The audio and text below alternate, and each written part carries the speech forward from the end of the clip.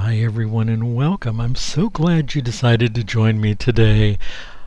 As you saw in the description, I'm making a whiskey and tobacco soap. Now, yes, yesterday was Father's Day. Yes, I meant to make this about 2 months ago. But that didn't happen. Life happened. Storms happened. And you know what? We've had even more storms. I have trees down on the property yet again. We had a really big storm here. You may have heard of it here in northeast Texas, tornadoes and high winds, and no damage to the home or to the barn or any of the outbuildings, but certainly some trees took some damage. That being said, I finally decided to get this made. So the first step in making this was I poured the whiskey in a container and put it in my small freezer that I have just for this purpose. I turned it down very cold as I can get it. You cannot freeze this kind of alcohol. It won't freeze unless you have some kind of an industrial freezer where you can take it like 20 below zero. And of course I don't have that, but I just wanted to get it down cold enough where it wouldn't overheat while I was adding the lye to it. To this I'm going to be adding vetiver, cedarwood, birch, and I got some very expensive. This little bottle was over $120. And this is Tobacco Absolut, which means they have taken tobacco leaves and used a process to get the essence of the tobacco into a liquid form that we can actually use to scent. Now, you wouldn't want to use this in high amounts, even if you could afford it, because it could cause sensitivity to the skin. That's why I'm only using 2 ounces in 24 pounds of soap. The fragrance will come through very nicely in the end, because of this is a very potent, very, very potent. My whole house smells like a pipe tobacco, and I just love it. Now, here is where a challenge came in. So learn from me here. There's nothing to fear, because this alcohol is straight. I did not cook out the alcohol. I did not do anything. I just got it really cold. So what happens as soon as the lye hit it, it starts to crystallize the sugars inside the alcohol. Yes, sugar. That is how alcohol is made, but that's a story for another time. But the lye caused the sugars in the whiskey to start crystallizing. It's nothing to fear. It's natural. It's going to happen. And all you have to do is just keep mixing and keep mixing and keep mixing until the whiskey and the lye are well incorporated. This is a vital step you must take. And as a matter of fact, I've only made this twice before. Something very similar to this, and the exact same thing I encountered, so it's not a problem. It's easy to handle. And so what I do is I actually get the stick blender and break up all those sugar blobs into the lye mixture until they are completely dissolved into a liquid, so that there are no crystals left. And you'll actually start seeing the color change here as all of those sugars are reincorporated back into the final solution here. And I did have to, jump around a bit, grab those chunks and break them up, but it was not a problem. It worked very, very well, and gives you a very smooth, homogeneous solution. Okay, so, and the scent of the whiskey was very, very strong because it's heating up here because of the lye. And even though I had that whiskey at 20 degrees, 23 degrees, it heated up here to a little over, I think it was 95. So you could really, really smell it. So here I'm showing you the temperature of the whiskey solution and of my oils, and I had them both right at the 85 to 90 degree in that general area. And I anticipated exactly what happening. Because of the very, very high sugar content and the alcohol, this started to set up very, very, very quickly. Now, I did a 50-50 mix of my lye and my whiskey, and then the additional to bring the liquids up, I'm using my goat milk. So this is also a goat milk whiskey and tobacco soap. And that's just to add a richness and a creaminess to the soap, which I think, whether this is used by a man or a woman, we all deserve the same luxury, don't we?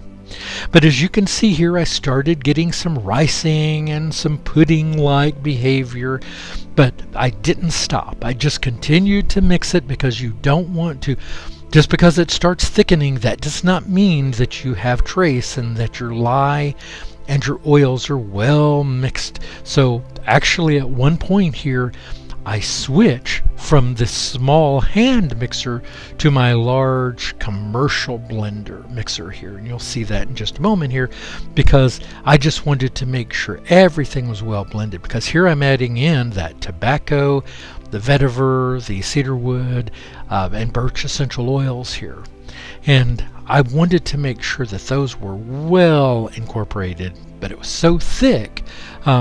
Using my small hand mixer, I just did not feel like I was going to get that really good mixture. So that was why I really wanted to bring out the big tool, because we just can't have, I didn't want any scent puddles in it where you would have high scent in some parts of the soap and no scent in other parts of the soap. I wanted to make sure it was well blended.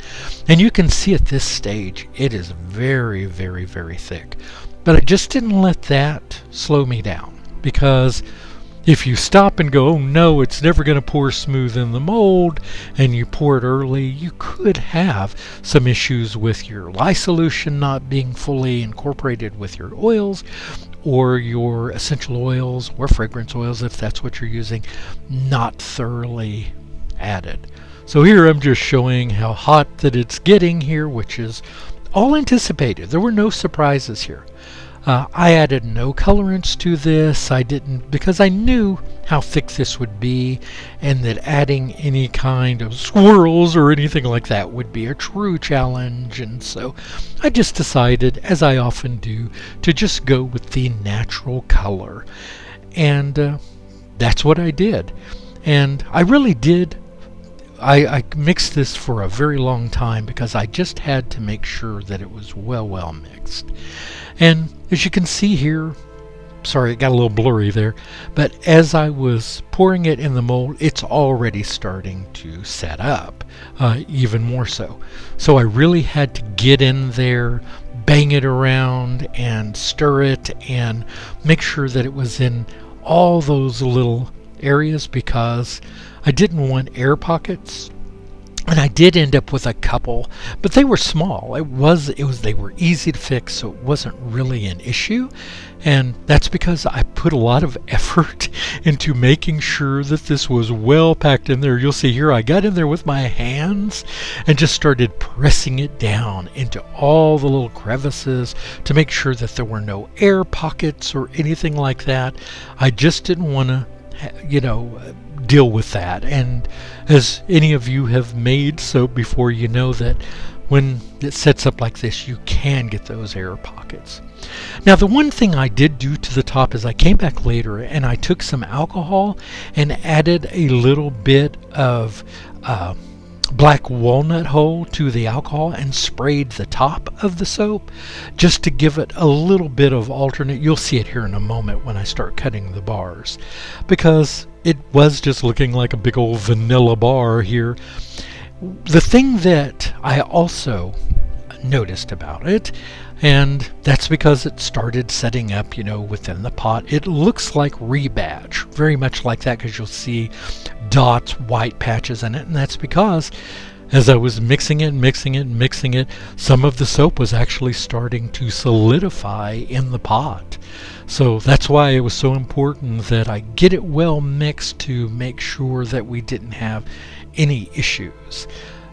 So that's, if there's one. Now, what I was just showing there was that I'm going to be cutting these bars at 2 inches.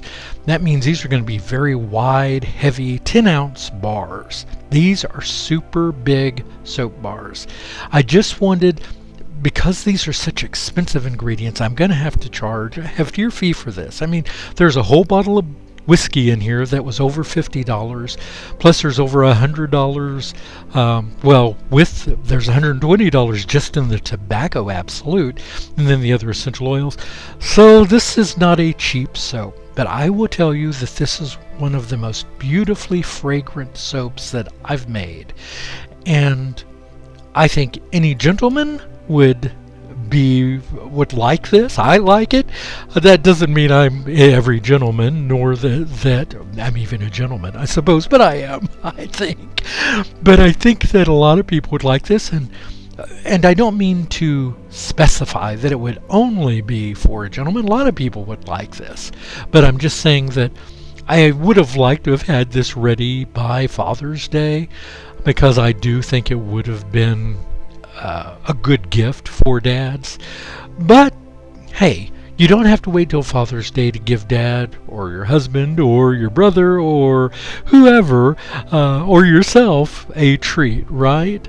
So these will be ready late July of this year of 2023. And I'm really looking forward to getting feedback on these, because I was very pleased with the outcome of these. And you can see on the top just how dark I got those. Again, that was just taking some black walnut, putting in a spray bottle with some isopropyl alcohol, and I just sprayed the top while it was still wet. And when it dried, it just left that nice kind of brown top, and it just seemed to work with a whiskey and tobacco soap. It needed that little je ne sais quoi, that little something extra. I hope you enjoyed this, everyone. I did have a lot of fun putting these together, and I'm very pleased with them. Give it a try yourself. I think you'll have a lot of fun. Have a great day, everyone, and I'll see you back soon. Goodbye.